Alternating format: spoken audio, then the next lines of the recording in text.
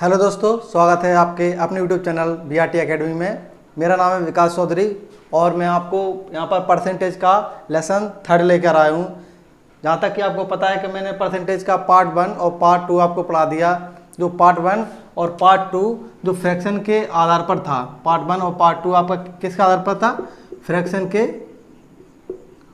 के आधार पर मैंने पूरा कराया। जैसे मैंने आपको कराया, जैसे कोई भी अगर परसेंट की वैल्यू बनी रहे तो आप उसे परसेंट से कैसे फ्रैक्शन में चेंज कर सकते हो, और कोई वैल्यू अगर आपकी फ्रैक्शन में बनी रहे तो आप उसे फ्रैक्शन से परसेंटेज में कैसे कन्वर्ट कर सकते हो। अगर किसी को पता नहीं होगा तो मैं ये 3rd वाले जो मेरा वीडियो है, इस वीडियो के डिस्क्रिप्शन में उसकी लिंक दे दूंगा, तो आप वहाँ से आराम से उसे जाकर पहले जाकर परसेंटेज का पार्ट 1 और परसेंटेज का पार्ट 2 आराम से देखिए, क्योंकि वो आपकी एक जड़ है। अगर आपकी जड़ मजबूत हो जाएगी तो आप इन क्वेश्चन को बड़ी आराम से कर सकते हो।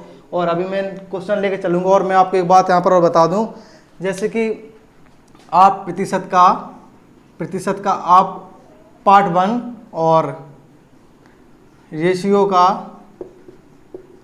आप पार्ट 1 देख लेना, प्रतिशत का आप पार्ट 1 और रेशियो का पार्ट 1 देख लेना। उसके बाद आप अर्थमेटिक में कोई भी चैप्टर ले लो, जैसे time and work, time and speed, और आप प्रॉफिट एंड लॉस, जैसे अपना डिस्काउंट हुआ, और कंपाउंड इंटरेस्ट, सिंपल इंटरेस्ट, यहाँ तक कि आप कोई भी अर्थमेटिक के चैप्टर उठा लो, तो आप अगर परसेंटेज का पार्ट 1 और रेशियो का पार्ट 1 अच्छी तरीके से पढ़ लेते हो तो आप कोई भी चैप्टर आराम से सॉल्व कर सकते हो। तो मेरा मतलब क्या है, पहले आप जाके पहला पार्ट देखिए, फिर दूसरा पार्ट, उसमें थोड़ा मैंने ज़्यादा बताया, डीपली बताया है बहुत ही आपको अच्छी तरीके से। जब आप उन फ्रैक्शन को बनाना सीख जाएंगे, क्योंकि पूरा का पूरा अर्थमेटिक मैं फ्रैक्शन वैल्यू पर ही सॉल्व करूँगा। और मैं आपको अभी कुछ ऐसे क्वेश्चन हैं, जैसे आप उन्हें अच्छी तरीके से पढ़ोगे, जो क्या नाम है एकदम जड़ लेके चल रहा हूँ बेसिक से, तो आप मैं थोड़ा आपको बेसिक इस पार्ट में क्वेश्चन कराऊंगा। अगले पार्ट में मैं आपको धीरे धीरे कवर करते चला जाऊँगा क्वेश्चन को, ताकि आपका दिमाग डाइवर्ट ना हो, आप कहीं क्वेश्चन में फंसे ना। इसलिए मैं आपको आराम से क्वेश्चन कराऊंगा। चलो, तो मैं आपको स्क्रीन पर क्वेश्चन लगाता हूँ और आप देखिए क्वेश्चन नंबर आपका पहला लगाता हूँ, ठीक है। तो दोस्तों, मैंने ये क्वेश्चन लिखा, क्वेश्चन नंबर आपका फर्स्ट है, जो आपका वीडियो पर मैंने आपको यहाँ पर बोर्ड पर लिख दिया है। आप क्वेश्चन पढ़िए, मैं भी क्वेश्चन पढ़ता हूँ। तो क्वेश्चन क्या कह रहा है कि एक व्यक्ति जो अपनी आय का 66/2/3 खर्च करता है, एक व्यक्ति अपनी आय का 66/2/3 खर्च करता है, वह प्रति मास 1200 रुपये बचाता है, उसकी 1200 रुपये प्रति महीने बचाता है। तो बोला उसकी प्रति मास व्यय कितना होगा, यानी कि उसका खर्च कितना होगा प्रति माह। तो क्वेश्चन कह रहा है, तो आप क्वेश्चन पढ़िए। तो पहले से आपको क्वेश्चन पढ़ा तो आपने यहाँ पर देखा फ्रैक्शन कितना देखा आपने, 66/2/3, आपने कोई परसेंट देखा 66/2/3 प्रतिशत आपने देखा। तो आपको तुरंत याद आना चाहिए, मैंने आपको पहले पार्ट 1 और पार्ट 2 में मैंने आपको परसेंटेज के फ्रैक्शन बनाना सिखाया है। जैसे आप कोई भी फ्रैक्शन वैल्यू, परसेंटेज की वैल्यू चली आए तो आप उसे फ्रैक्शन में आराम से चेंज कर सकते हो। जैसे आपको पता होगा कि 1/3 1/3 को आप क्या लिख सकते हो, 33 सही 1/3। और किसी भी व्यक्ति को अगर पता नहीं हो कि 1/3 को 33 सही 1/3 क्यों लिखते हैं, तो मेरा पार्ट पहला और पार्ट सेकंड दोनों देख लेना, क्योंकि मैंने उसे फ्रैक्शन के ऊपर बनाया है, तो आपको ये पता चल जाएगा। और मुझे पता है कि 1/3 33 सही 1/3 होता है, तो आप यहाँ पर 2 की मल्टीप्लाई कर देना और 2 की आप यहाँ पर मल्टीप्लाई कर देना। तो ये कितना हो जाएगा, 2 एकम 2 ऊपर आ जाएगा और नीचे 3 आ जाएगा। और ये कितना, 2 से करोगे मल्टीप्लाई 33 में तो 66 आ जाएगा आपका यहाँ से निकल के, और 2 का आप करोगे 1 में 2 ऊपर आ जाएगा और बटे में 3। तो आपका कितना आ गया, 66 सही 2/3%। कितना आ गया आपका 2/3, 66 सही 2/3%, यानी 66 सही 2/3% को आप कितना 2/3 लिख सकते हो।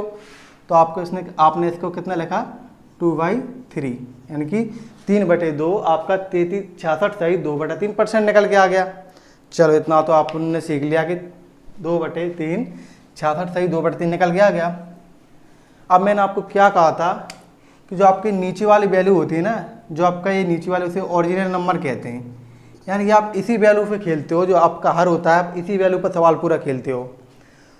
तो मैंने आपको कहा 3 है ना, 3 का अगर मैं आपसे पूछूं, 3 का 66 सही 2/3%, मैं आपको बोलूँ 3 का 66 सही 2/3% कितना हो, तो आप बोलोगे तुरंत ऊपर वाली वैल्यू होगी 2।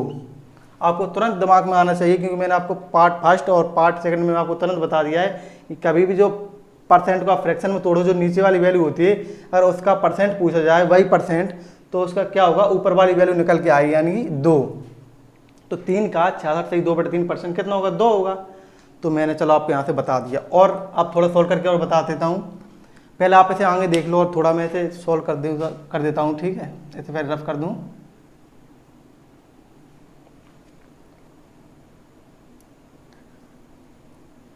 तो क्वेश्चन क्या कह रहा है, आप क्वेश्चन पहले पढ़ो, ठीक है। क्वेश्चन बोल रहा है आपका, एक व्यक्ति अपनी आय का 66 सही 2/3 खर्च करता है। अब आपको पता होगा उस व्यक्ति को कहीं आय तो दी नहीं गई है, तो आप उस व्यक्ति की आय x मानोगे, y मानोगे, कुछ तो मानोगे। तो मैंने कहा जो आपका परसेंट जो फ्रैक्शन में टूट के आता है, जो उसका हर होता है, तो आप उसे ही जो पूछे, जो नहीं दिया जाए आप उसे ही मान लो। अब बोला है एक व्यक्ति अपनी आय का, तो उसकी आय तो पता नहीं है, तो आप उसकी आय कितनी मानो, ये 3 मानो। जो मैंने कहा था ओरिजिनल नंबर होता है, आप आय मानो उसकी 3। उसकी आय आपने कितनी मानी, यहाँ से आपने उसकी आय मानी 3। अब बोला है उसकी आय का, आय कितनी आपकी 3 है, यहाँ से आय 3 है, आय का मीन्स गुणा। अब क्या बोला, 66 सही 2/3%। आप लोगों 66 सही 2/3%। और आपको पता है कि 66 सही 2/3% कितना होता है, 2/3। 66 सही 2/3 को आपने अभी ऐसे तोड़ के देखा ना, 66 सही 2/3 को आपने कैसे लिखा, 2/3। तो आप 66 सही 2/3 को डायरेक्ट आप 2/3 भी तो लिख सकते हो। तो आप यहाँ से इसको मिटा के, यहाँ से इसके रफ करके, तो यहाँ की इसकी जगह आप यहाँ लिख सकते हो कि 3 का 2/3। 3 से 3 काटोगे तो आपको यहाँ से कितना, 2 निकल के आ जाएगा। आपका यहाँ से कितना निकल के आएगा, 2। तो वही बोल रहा है कि एक व्यक्ति अपनी आय का 66 सही, आय कितनी है 3, आय का 66 सही 2/3 यानी कि 3 का 2/3 खर्च करता है। यानी कि आपका कितना, 3 का 2/3, 2 रुपये आपका खर्च निकल आया यहाँ से। तो जो आपका ऊपर वाला है कितना निकला है, ये खर्च निकल आया। क्या निकल आया आपका, खर्च।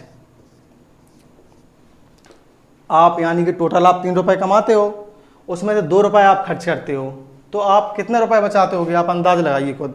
2 रुपये कमाते हो और 3 रुपये आप कमाते हो, 3 रुपये आप कमाते हो, उसमें 2 रुपये आप खर्च कर देते हो, तो कितना बचाते होगे आप बोलोगे। तो आप इसको थोड़ा रफ कर लो। अब यहाँ से इसका कोई मतलब नहीं रहा, ठीक है। तो आपने 3 रुपये कमाए, उसमें 2 रुपये आपने खर्च कर दिए, तो आपने यहाँ से कितना बचाया, 1 रुपये। कितना बचा लिया आपने, यहाँ से 1 रुपये बचत कर लिया। बचत हो गई आपकी, बचत हो गई आपकी, ठीक है। टोटल आपके पास 3 रुपये थे, इसमें से आपने 2 रुपये खर्च कर दिए, और आप एक ही तो बचाओगे, 3 में से आप 2 रुपये खर्च कर दो तो आपके पास 1 रुपये बच गया। अब बोल रहा है यहाँ पर कि वह प्रति मास 1200 रुपये बचाता है। तो यहाँ आपको 1 रुपये बचाने को बोल रहा है और इधर बोल रहा है 1200 रुपये बचाने को बोल रहा है। कहीं ना कहीं आपकी ये भी तो बचत है, 1200 रुपये आपकी ये भी बचत है। तो ये मैं बचत के बराबर बचत कर सकता हूँ, कर सकते हो। अपन इसमें क्या होगा, लेकिन ये तो फ्रैक्शन में वैल्यू है, ये ओरिजिनल नंबर है आपका, जो मतलब ये आपका एक्चुअल में वैल्यू 1200 रुपये दी गई है और वास्तव में, और ये आपका रेशियो में 1 रुपये बचत दिया गया। तो आप इससे देख लो ये इससे कितनी गुना ज़्यादा है। आप देखो ये इससे 1200 गुना ज़्यादा है।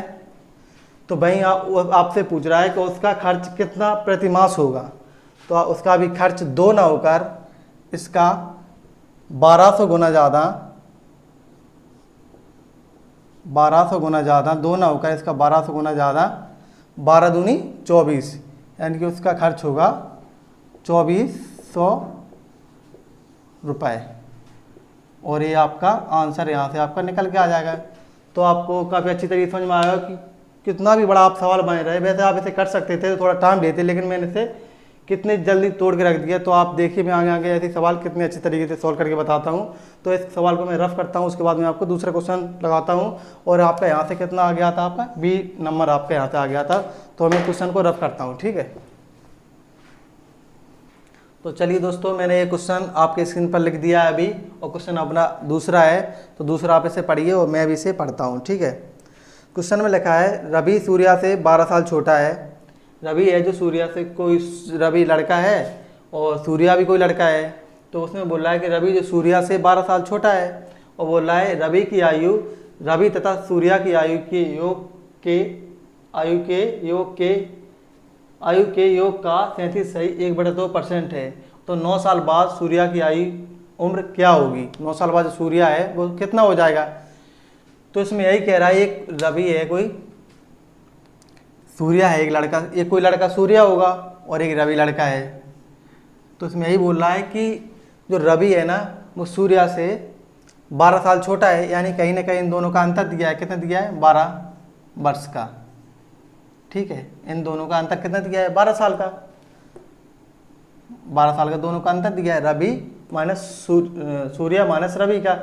आप बोलोगे कि आपने पहले सूर्य क्यों लिखा और बाद में रवि क्यों लिखा, यानी कि सूर्य कहीं ना कहीं प्लस है और रवि कहीं ना कहीं माइनस दिख रहा है आपको। यानी कि एक आप बात बताओ, जैसे आपका कोई भाई हो और आप मान लीजिए आप 15 साल के हो, आपका कोई भाई आपसे छोटा है, 10 साल का है, तो आप क्या कहोगे कि आप अपने भाई से 5 साल बड़े हो। आपका कोई भाई 10 साल का है आपसे छोटा और आप 15 के हो, तो आप क्या कहोगे अपने भाई से कि मैं अपने भाई से 5 साल बड़ा हूँ। या आपका छोटा वाला भाई है जो ये कह सकता है कि मैं अपने भाई से 5 साल छोटा हूँ। कहीं ना कहीं दोनों एक दूसरे से कह सकते हैं। आप कह सकते हो मैं 5 साल बड़ा हूँ और वो कह सकता है मेरा भाई मुझसे, मैं अपने भाई से 5 साल छोटा हूँ। तो जैसे मैं आपको मालूम, जैसे कहीं आप हो, आप अगर 15 के हो और कहीं ना कहीं आपका भाई 10 का है, तो आप यही तो कहोगे। और मैं अंतर तो आपका 5 ही आ रहा है, मैंने अभी बताया आपको। तो आप 15 में से 10 घटाओगे तो आपका कहीं ना कहीं 5 निकल के आएगा। तो कहीं ना कहीं आप प्लस की वैल्यू में हो, आप प्लस के हो और ये आपका भाई नेगेटिव में यानी माइनस में है आपका भाई। तो आप कभी ने 15 में से 10 घटाओगे तभी तो 5 निकल के आएगा। यानी कि आप बड़े हो तो आप प्लस में रहोगे और वो आपका भाई छोटा है तो माइनस में होगा। जभी तो आप प्लस में से माइनस घटाते हैं ना, बड़े में से छोटा। यानी कि मैं आपको क्या कहना चाहता हूँ, कभी भी कोई अंतर दिया जाए, अधिक, बड़ा, छोटा, कम, ज़्यादा, कभी भी ऐसा अंतर दिया जाए तो हरदम बड़े में से छोटा माइनस किया जाता है। तो बस यही कहा है कि रवि सूर्या से 12 साल छोटा है, यानी जो रवि है सूर्या से 12 साल छोटा है। आप उनको आगे क्या बोला है कि रवि की आयु, अभी तो दी नहीं गई है रवि की आयु, ना सूर्य की आयु दी गई है। अभी बोला रवि की आयु, रवि तथा सूर्य की आयु के योग का 37 सही 1/2% है। आपको तुरंत 37 सही 1/2% देखकर आपको क्या याद आना चाहिए? आप बोलोगे 37 सही 1/2% देखकर, 37 सही 1/2% देख के आपको क्या याद आना चाहिए? आप बोलोगे कि मुझे 3/8 याद आना चाहिए, क्योंकि 37 सही 1/2% 3/8 होता है। तो आप देखोगे तो मैंने आपसे क्या कहा था कि जो हर होता है उसे आप ओरिजिनल नंबर मानते हो। जैसे इसमें कहा है कि रवि तथा सूर्य की आयु के योग का 37 सही 1/2% है। किसकी? रवि की आयु है। तो मैंने माना कि रवि, सूर्य और प्लस रवि मैंने माना 8 साल के हैं दोनों। एक रेशियो में है हमारे, क्योंकि मैंने परसेंट को तोड़ा है फ्रैक्शन में, ये रेशियो में है दोनों। तो मैंने दोनों का मान 8 माना है योग, और मैंने कहा 8 का 37 सही 1/2%। आपको पता है ऊपर वाली वैल्यू होगी ये वाली 3। अगर मैंने दोनों का योग 8 माना तो 8 का 37 सही 1/2% निकालूँ तो 3 निकल के आ गया यहाँ से। तो उसने यही तो पूछा कि रवि की आयु, रवि तथा सूर्य की आयु के योग का 37 सही 1/2%। यानी रवि तथा सूर्य की आयु मैंने यहाँ से उठाई 8 और इसका 8 योग है, रवि तथा सूर्य का योग है यहाँ पर, योग 8 का 37 सही 1/2%। यहाँ से सूर्य की, यहाँ से रवि की आयु निकल के आई, रवि की आयु यहाँ से निकल के आई। तो आपने इधर देखा 37 सही 1/2% को आप यहाँ से 37 सही 1/2 को आप क्या लिख सकते हो? 3/8 लिख सकते हो। 3/8 आपने यहाँ से लिखा, 8 से 8 आपने काटा तो यहाँ से आपको कितना निकल के आया? आपका 3 निकल के यहाँ से आ गया। तो ये कौन है 3? ये कौन आपका आ गया? रवि निकल के आ गया। ठीक है, यहाँ से आपका रवि निकल के आ गया। और बोल रहा था कि रवि की आयु, रवि तथा सूर्य की आयु के योग का, दोनों की योग का 3/8 कौन है? रवि, जो ऊपर वाली वैल्यू रवि है। तो आपने यहाँ से क्या निकाला? रवि को 3 निकाल लिया आपने यहाँ से। तो आपने ये सब आप यहाँ से हटा दो। ठीक है, ये सब आप यहाँ से हटा दो, अब इसकी कोई ज़रूरत नहीं है। आपको पता चल चुका होगा जब दोनों मिलकर 8 साल के हैं, रेशियो में दोनों 8 साल के हैं, और रवि यहाँ से 3 निकल के आ गया। ठीक है, रवि यहाँ से कितना निकल के आ गया? रवि 3 निकल के आ गया। और दोनों का योग कितना है? यहाँ से 8 है। अगर रवि इसमें, दोनों को टोटल योग 8 है, अगर रवि इसमें कहीं ना कहीं 3 है तो कहीं ना कहीं टोटल 5 मिलकर होगा। तो कहीं ना कहीं इसमें सूर्य कितने का होगा? सूर्य यहाँ पर 5 का होगा, रवि तो होगा। रवि आपका 3 है, रवि आपका 3 है तो सूर्य कहीं ना कहीं इसमें 5 का होगा। सूर्य 5 का होगा, कहीं ना कहीं इन दोनों का योग 8 दिया गया है। देखो 8 दिया गया है, सूर्य प्लस रवि 8 दिया गया है योग यहाँ पर। तो आपने देखा टोटल योग भी 8 है, तो रवि यहाँ पर 3 है और सूर्य यहाँ पर 5 है। चलो आपका यहाँ से अब क्वेश्चन पूरा खत्म होने वाला है, आप समझना क्वेश्चन को काफ़ी अच्छी तरीके से। तो आप देखना सूर्य रवि से 8 साल बड़ा है, 12 वर्ष बड़ा है यहाँ पर, और जहाँ पे से कह लो कि रवि छोटा है 12 साल। तो यहाँ पर देख लो रवि सूर्य से कितना साल छोटा है, आप बोलोगे कि सूर्य 5 का है और रवि 3 का है, यहाँ से 2 साल छोटा है। तो आप बोलोगे सूर्य से रवि कितना 12 साल छोटा है यहाँ पर। तो यहाँ पर भी यहाँ आपको रियल नंबर दिया है 12 साल का। तो आप देख लो एज से कितने गुना ज़्यादा है, तो आप बोलोगे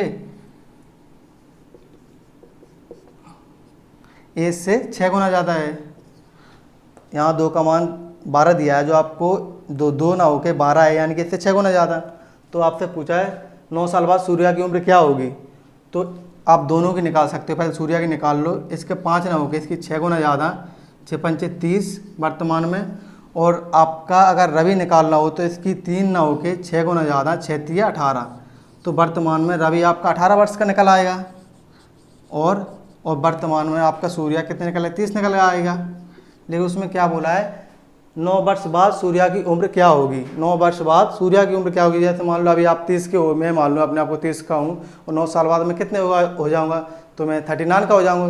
तो यहाँ पर आप ये देख रहे हो कि अगर 30 का वर्तमान में सूर्य है तो इसमें प्लस आप 9 जोड़ दोगे तो आपका कितना हो जाएगा 30 9 और 39, और आपका ये आंसर निकल के आ जाएगा। तो आप क्वेश्चन को यहाँ पर आपका ऑप्शन हो गया ए। तो आप कहीं ना कहीं क्वेश्चन को बड़े आराम से समझ चुके होंगे कि मैंने क्वेश्चन कैसे कराया है। ठीक है, चलो आप ये वो कर लेना, किसी को स्क्रीनशॉट लेना तो स्क्रीनशॉट ले सकता है, और हम नेक्स्ट क्वेश्चन करते हैं। ठीक है, तो मैंने ये क्वेश्चन नंबर 3 आपके स्क्रीन पर लिखा है। ठीक है, क्वेश्चन नंबर 3 आप देखिए और मैं इसे पढ़ता हूँ, आप भी पढ़िए। क्वेश्चन नंबर 3 है मेरा, क्या कह रहा है क्वेश्चन नंबर 3 मेरा कह रहा है यदि x y से 16.2/3% कम है तो x अनुपात y अनुपात क्या होगा। आपका आंसर क्या बोला है, x अनुपात y अनुपात अपन को ज्ञात करना है। क्या करना है, x रेशो y आपको ज्ञात करना है। ठीक है, अब उसमें बोला है x y से 16.2/3% कम है, यानी पहला आप इस फ्रैक्शन को तोड़ो तो आपको 16.2/3% याद होगा कितना होता है 16.2/3। तो आप बोलोगे 1/6। 16.2/3% कितना होता है 1/6। क्योंकि अब सबको पता चल चुका होगा, पार्ट 1 और पार्ट 2 आराम से देख लीजिए, क्योंकि 16 3 48 और 2 50 होता है यहाँ से, और 50/3 आपका आएगा। अगर परसेंट यहाँ पर आएगा, परसेंट हटेगा तो बटे में 100 आएगा, क्योंकि ये 3 है ना, तो परसेंट है बटे में 100 आएगा। 0 से आप 0 काटोगे, 5 से काटोगे, 5 5 5 6 30, तो यहाँ से आपका 1/6 निकल के आ जाएगा। अब 6 निकल के आया। अब ये बोल रहा है x y से 16.2/3% कम है, यानी कि x किससे कम है y से, यानी कहीं ना कहीं आपको पहले y की वैल्यू माननी पड़ेगी, तब आपको y की मानने के बाद आप y से x की तरफ आओगे, y से आप x की तरफ आओगे, और वो भी कम बोल रहा है। तो क्या आपने ये फ्रैक्शन वैल्यू पहले से तोड़ी तो आपका 16.2/3% कितने निकल के आया 1/6 निकल के आया।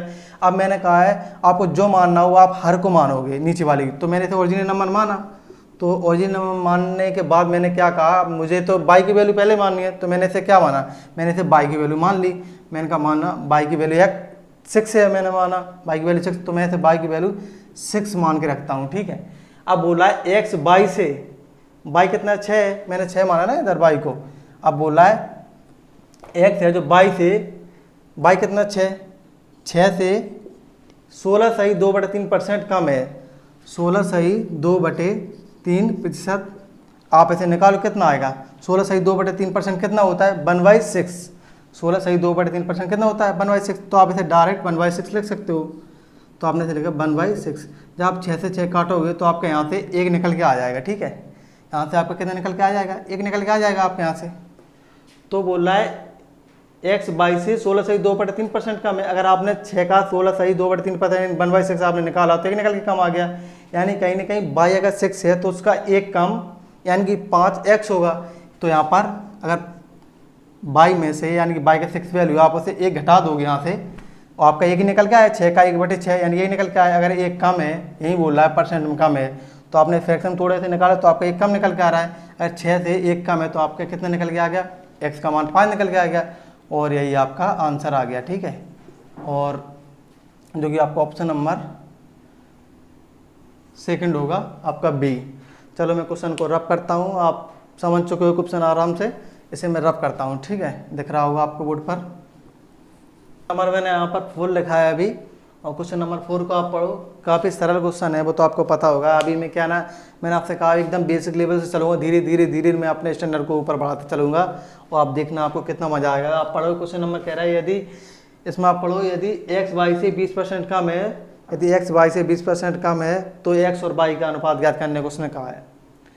x y से 20% कम है, यानी कि x और y का अपन को रेशो निकालना है। x और y का अपन को कहीं ना कहीं आपको रेशो निकालने के लिए उसने पूछा है। तो आपने क्या कहा, y से कौन कम है, x। यदि x y से 20% कम है, कहीं ना कहीं y बड़ा है और x छोटा है, तो कहीं ना कहीं आपको y की वैल्यू पता होगी, तभी तो आप x की वैल्यू निकाल सकते हो। तो आपको पहले y की वैल्यू ज्ञात करनी पड़ेगी, उसके बाद आप x की वैल्यू ज्ञात करो, क्योंकि x जो है 20% कम है y से, यहाँ पे बोल रहा है। तो आपने पहले 20% को फ्रैक्शन में आपने तोड़ा, तो 20% कितना होता है, तो आपका 20% फ्रैक्शन में कितना होता है आपका 1/5। आपको अच्छी तरीके से पता होगा, बहुत बार बता चुका हूँ कि 1/5 20% होता है। तो मैंने ओरिजिनल नंबर किसे माना, मैंने कहा इसका यही तो होता है ऊपर वाला, जो कुछ भी बोलूँ, 5 का 20% कितना होता है, 1 होता है। और मैंने आपको 20 बार बता चुका कम से कम कि नीचे वाली वैल्यू होती है जो हर होती है, उसका अगर मैं प्रतिशत पूछूं उसका ही, तो कितना होगा, उसका ऊपर वाली वैल्यू होगी, जो तो मैंने आपको कई बार बता दिया। तो अब मुझे y की वैल्यू पता नहीं, तो मैंने क्या कहा, आप जो हर में वैल्यू ना उसी को आप मान लिया करो। तो मैंने माना y की वैल्यू आपको यहाँ से 5 निकाल ली मैंने। अब मैंने कहा y की वैल्यू मैंने यहाँ से 5 रख दी, मैंने कहा y की वैल्यू 5 है। अब बोला है यदि x y से 20% कम है, यानी y कितना है 5, y से 5 का कितना कम है 20%, तो आपने 20% लिखा है, ऐसे 20% कम है, यानी कि 20% को आप क्या लिखते हो 1/5 लिख सकते हो ना। तो आपने से परसेंट 20% हटाया, यहाँ से आपने कितने लिख दिया 1/5, आपका यहाँ से 1 निकल के आ गया, ठीक है। तो यही बोल रहा है 20% का मान यानी कि 5 का 20% कितना, 1 ही तो होता है ऊपर वाली वैल्यू। तो यही मैंने 5 का 1/5 यानी कि 20% कितना निकाला है 1। तो वही बोल रहा है कि यदि x y से 20% कम, यानी कि 1 कम, y अगर 5 है तो उसका 1 कम कौन है, x। अगर 5 में 1 कम करोगे तो यहाँ से 4 निकल के आ जाएगा। और यही तो आपको रेशो पूछ रहा है वो आपका, यही तो आपसे पूछ रहा है कि आपका x और y का अनुपात क्या करो, जो कितना है ज्ञात करो। तो कितना है इस ऑप्शन में आपके 4:5 कहाँ पर आप दिख रहा है, पहला आंसर आपका यहाँ से सही होगा। तो आपने क्वेश्चन काफ़ी अच्छी तरीके से समझा होगा। तो मैं नेक्स्ट क्वेश्चन लगाता हूँ, क्वेश्चन नंबर 5 आप देखिए स्क्रीन पर, ठीक है। क्वेश्चन नंबर 5 देखिए, क्वेश्चन नंबर आपका 5 है, पढ़ो आप स्क्रीन पर, मैं पढ़ता हूँ इसको। यदि x y से 20% कम है तो y minus x upon y और x upon x minus y ज्ञात करो। आपको एक ज्ञात करने के लिए बोला है। तो आप, तो मैं कहता हूँ इधर क्या बोला है, यदि इधर बोल रहा है यदि x y से 20% कम है, यानी कि पहले आप x और y का रेशो निकाल लो, कुछ भी हो, फिर इसमें आप पुट कर देना तो आपका आंसर आ जाएगा। तो आप क्या करोगे, यहाँ पर आप देखना 20% को आपने पहले फ्रैक्शन में तोड़ा, कितना होता है आपका 1/5, यानी कहीं ना कहीं 5 का 20% कितना होता है 1। तो आप ये जानते हो अच्छी तरीके से 5 का नीचे वाली वैल्यू का 20% कितना होता है आपका 1 हो गया, ठीक है, ऊपर वाली वैल्यू।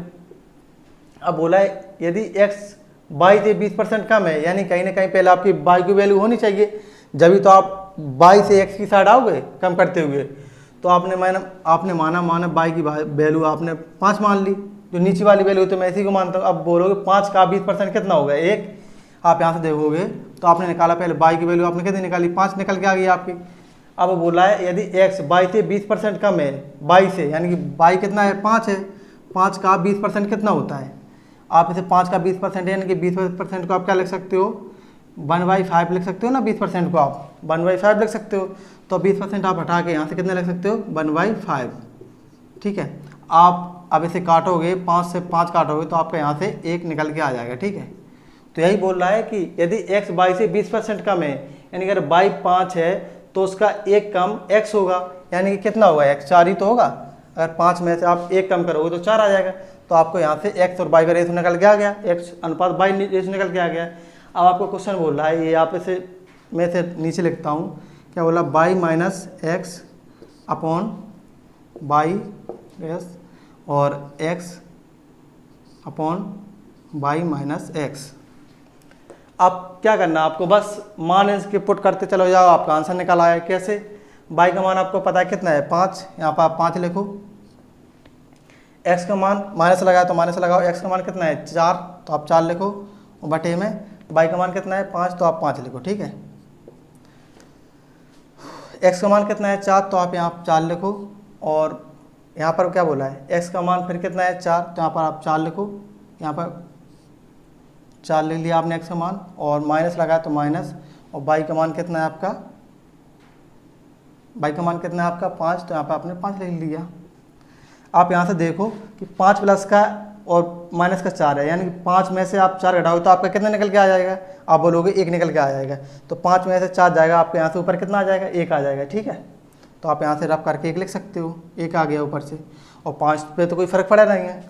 अब यहाँ देखोगे आप क्या देखोगे कि आप 4 में से -5 घटाओगे, यानी कहीं ना कहीं -5 बड़ा है और 4 छोटा है। अगर आप 4 में से आप 5 घटाओगे तो कहीं ना कहीं माइनस का 1 निकल के आएगा, माइनस का 5 बड़ा और इधर 4 प्लस का है, तो आप 4 5 में से 4 घटाओगे कहीं ना कहीं माइनस का 1 निकल के आएगा यहाँ से, तो यहाँ से आपने हटाया तो कहीं ना कहीं माइनस का आपका 1 आ गया, 1 आ गया आपका। और मैं आपको एक वैल्यू 1 को वो बता दूँ, जैसे कहीं ना कहीं ऐसे आपको ऐसे लिखा है 4/1 लिखा है, अगर यहाँ माइनस लगाए नीचे वाले वैल्यू में 1 में माइनस लगाए तो आप ऐसे ऐसे भी लिख सकते हो, 4 में भी माइनस लग सकता है इसका, इसे ऐसे लिख सकते हो या ऐसे ऐसे लिख सकते हो, 4 में 1 का भाग दोगे, या तो आप इसे ऐसे लिख सकते हो 4/1, मतलब नीचे माइनस हो या ऊपर माइनस हो, या ऊपर माइनस हो या नीचे माइनस हो, यहाँ माइनस हो, माइनस तो माइनस होता है, पूरी वैल्यू को माइनस कर देता है, ठीक है। तो आप यहाँ से समझ चुके होंगे मैं क्या बताना चाहता हूँ आपको। जैसे 1 है, अगर 1 का 4 में भाग दोगे तो माइनस का 1 का आप 4 भाग दो तो माइनस का 4 बन जाएगा, तो यहाँ से 1 का 4 में भाग दो 4 बार निकल के आ जाएगा, तो यहाँ से आपका माइनस का 4 निकल के आ जाएगा। तो आपका कितना आंसर आ रहा है 1/5, 1/5 और माइनस का 4, तो यहाँ से आपका 1/4 माइनस का 5 आपका आंसर निकल के यहाँ से आ गया, जो कि ऑप्शन नंबर आपका 1/5 माइनस, जो कि ऑप्शन नंबर आपका 1 होगा। और आपको काफ़ी अच्छी तरीके से मैं सवाल करा रहा हूँ और इजीली क्वेश्चन है, क्योंकि मैं आपको स्टैंडर्ड धीरे धीरे आपका लेके चलूँगा, आपकी जड़ मजबूत कर रहा हूँ। छोटे छोटे क्वेश्चन जब भी कराऊँ अभी तो आपको कठिन क्वेश्चन समझ में आएंगे, अभी एकदम उनकी तरह नहीं जो मैं बड़े बड़े क्वेश्चन यहाँ पर रख दूँ जो आपको समझ में नहीं आए। पहले आपको बिल्कुल स्लो से चलूँगा, उसके बाद मैं आपको कठिन सवाल कराऊँ। चलो इसको मैं रब करता हूँ, ठीक है। आपको किसी को दिख रहा हो तो आप इसे स्क्रीनशॉट ले सकते हो, और मैं इसे रब करता हूँ, ठीक है। तो मैंने क्वेश्चन नंबर आपको 6 लिखा है स्क्रीन पर, क्वेश्चन नंबर 6 स्क्रीन पर मैंने लिखा, तो आप उसे पढ़िए। क्या बोला है, यदि x का मान y के मान से 25% कम हो, 25% कम, तो y का मान x के मान से कितने प्रतिशत अधिक होगा या है, कुछ भी आप समझ सकते हो। तो आप यहाँ पर देखो x का मान y के मान से 25% कम है, y के मान से, जो y के मान से x का मान कितना कम है 25% कम है, यानी कहीं ना कहीं पहले आपको y का मान निकालना पड़ेगा। तो आप y का मान निकालोगे जब तो आप x के मान पे आ पाओगे, y से x की साइड आओगे तो आप कम हो रहा है, बोल रहा है 25% कम है, y के मान से 25% कम है, तो कितना कम है 25%। पहले आप 25% को फ्रैक्शन में आप तोड़ोगे तो कितना कहोगे 1/4 को आप कितना कहोगे 25%। और मैंने आपको आगे बता दिया है कि आप फ्रैक्शन को कैसे तोड़ोगे, आप पार्ट 1 और पार्ट 2 आराम से देख लेना, ठीक है। तो अब मैं बोल रहा हूँ कि पहले आप y का मान निकालो, तो मैंने आपको कहा आप ऐसे ही ओरिजिनल नंबर मारोगे, तो आप y का मान मान लोगे, y है आपका 4 का आप 25% कितना होता है, ऊपर वाली वैल्यू में ना हर बार आपको बताया कि जो हर होता है उसका अगर 25% निकालूँ तो ऊपर वाली वैल्यू निकल के आएगी, तो वही तो बोल रहा है। तो मैंने यहाँ से y का मान निकाला, पहले y का मान कितना निकल गया है 4 है यहाँ पर। अब बोल रहा है यदि x का मान y के 4 का कितना कम है 25%, अगर 25% लिखूँ यहाँ पर तो 25% को आप जानते हो कितना होता है 1/4, 25% को या तो 1/4 कह लो 25% कह लो, तो 25% हम क्यों इसे सॉल्व करें, मुझे तो आता है ना 25% 1/4 होता है, तो आप लगोगे 1/4, आप 4 से 4 काटोगे तो आपका यहाँ से कितना 1 निकल के आ जाएगा, ठीक है। तो वही तो बोल रहा है कि x का मान है जो y के मान से, x का जो मान है y के मान से 25% कम है, यानी कि 25% यानी 4 और 4 का 1/4, 1 निकल के आया, यानी 1 कम है, तो x का मान कितना कम है, यहाँ से अगर इसका 4 है तो उसका 1 कम यानी कि 3 होगा, तो यहाँ से इसका रेशियो निकाले यार 3 अनुपात 4, यहाँ से इसका रेशियो निकल के आ गया 3:4 निकल के आ गया।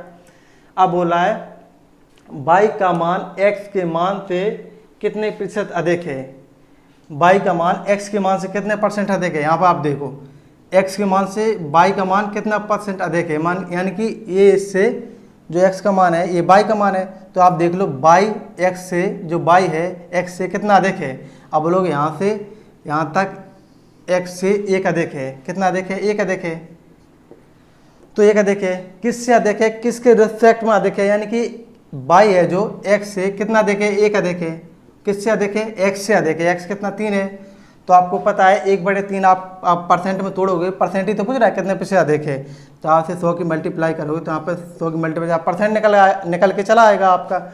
लेकिन आपको पता है कि आप 100 की मल्टीप्लाई फिर तो आप तो वही रामायण होगी आप करोगे कि फिर इसे आप 3 से काटोगे, तो आप ऐसा ना करके आपको अच्छी तरीके पता है, मैंने आपको फ्रैक्शन तोड़ना बताया है ना परसेंटेज को, तो 1/3 कितना होता है, 1/3 आपका 33 सही 1/3% होता है, जो कि मैं आपको बराबर बताता चला रहा हूँ वीडियो में। इसलिए मैंने कहा पार्ट 1 और पार्ट 2 आराम से देखो और आपका क्वेश्चन नंबर ये फर्स्ट हो जाएगा।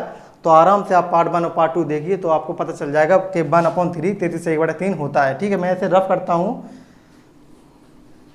तो आपको क्वेश्चन नंबर 7 मैंने लिखा दिया, इसके आप देखिए क्वेश्चन क्या कह रहा है, यदि ए की कमाई बी से 14.2% अधिक हो तो बी की कमाई ए की कमाई से कितने % कम है। तो आपने क्वेश्चन पढ़ा होगा, आप देखो यदि ए की कमाई बी की कमाई से 14.2% अधिक है, बी से 14.2% अधिक है, यानी कि ए की कमाई, यानी कहीं ना कहीं आप इससे पहले बी की कमाई आपके पास होगी तभी तो ए की अधिक हो जाएगी, जब आपके पास बी की होगी तब उसे 14.2% अधिक ए की होगी।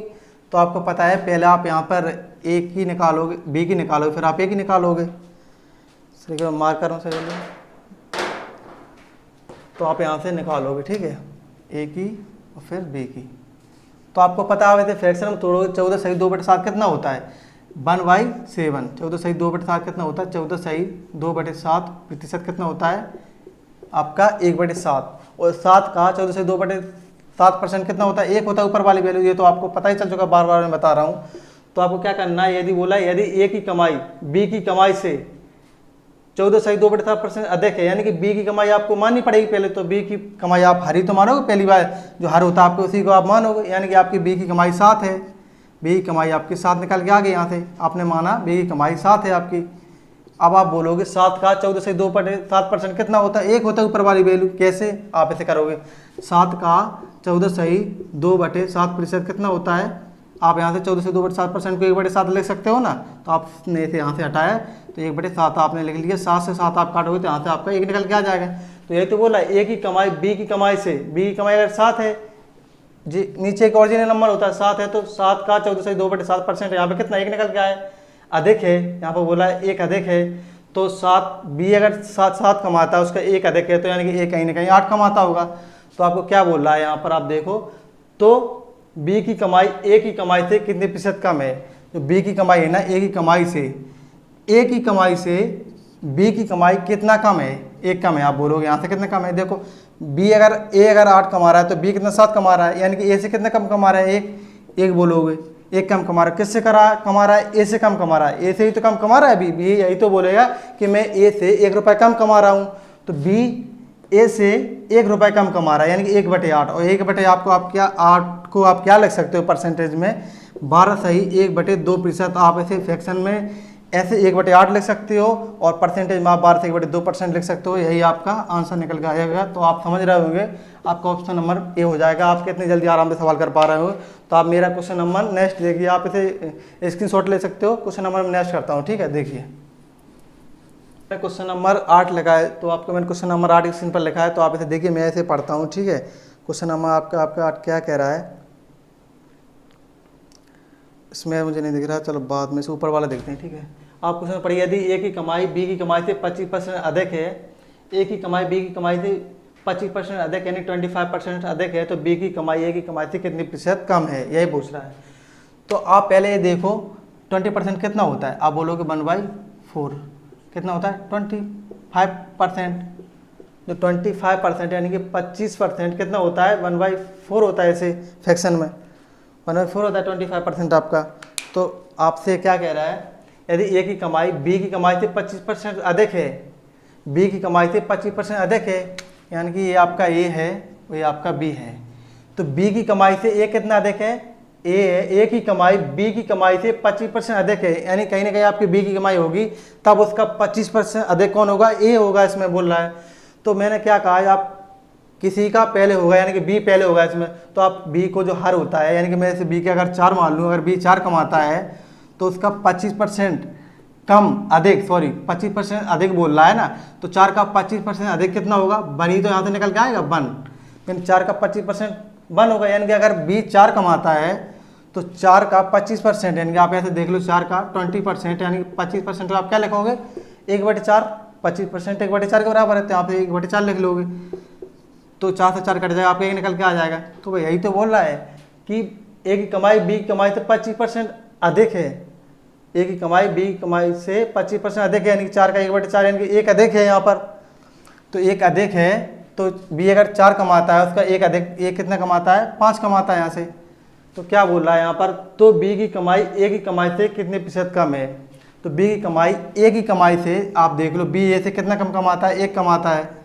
यहाँ से आप देख लो 1 कमाता है, तो किससे कम कमाता है, आप बोलोगे ए से कमाता है, बी ए से ही तो कम कमाता है, अगर बी 4 कमाता है ये 5 कमाता है, तो कहीं ना कहीं बी उससे एक कम रुपए कमाता हो, किससे, ए से, तो 1/5 आपको पता है कितना होता है, 20% होता है ना फ्रैक्शन परसेंटेज में, 1/5 को आप 20% लिख सकते हो, 1/5 को आप कितने लिख सकते हो 20%, और तो यही तो आपका आंसर हो जाएगा। ठीक है, आप फ्रैक्शन वैल्यू देखना आराम से, आपका 20% कहाँ है, बी, आपका बी नंबर होगा। और मैं आपको नेक्स्ट क्वेश्चन कराता हूँ, आप समझ में आ गया काफ़ी अच्छी तरीके से आपको। चलो नेक्स्ट क्वेश्चन करता हूँ, ड्रॉप करता हूँ। तो चलिए दोस्तों, क्वेश्चन नंबर आपका 9 आ गया है, क्वेश्चन नंबर 9 आ गया है। क्वेश्चन नंबर 9 आप पढ़िए, क्या कह रहा है, बी को ए से 20% कम अंक प्राप्त हुए, तो ए को बी से कितने प्रतिशत अधिक अंक प्राप्त हुए। तो आप देखो यहाँ पर बी को ए से 20% अंक कम प्राप्त हुए, बी को ए से, अगर ए है ये बी है आपका, तो क्या बोल रहा है, बी को ए से 20% कम अंक प्राप्त हुए, बी को ए से, कहीं ना कहीं ए को पहले प्राप्त होंगे, उसके बाद बी को 20% कम प्राप्त होंगे, जो ए को कुछ प्राप्त हुआ उससे 20% ए को कम प्राप्त होंगे।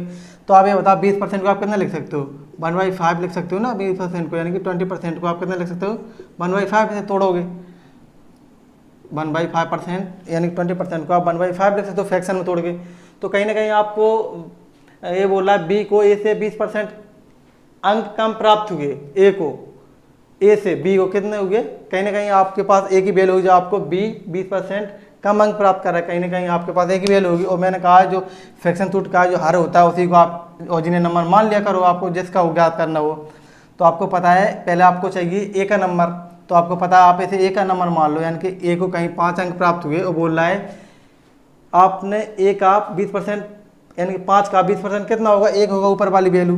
तो आपको पता है इसमें क्या बोल रहा है, बी को ए से 20% अंक कम प्राप्त हुए, ए से 20%, यानी ए 5 है जो नीचे का हर होता है, उसे आपने ए को मान लिया। अब ए से कहीं ना कहीं बी को 20% कम प्राप्त हुए, तो बी को किससे ए से प्राप्त हुए, तो यानी ए अगर 5 है, 5 का 20% कितना होता है, तो आपको पता है 5 को 20% को आप क्या कर सकते हो 1/5 लिख सकते हो, तो आप इसे 1/5 लिख सकते हो।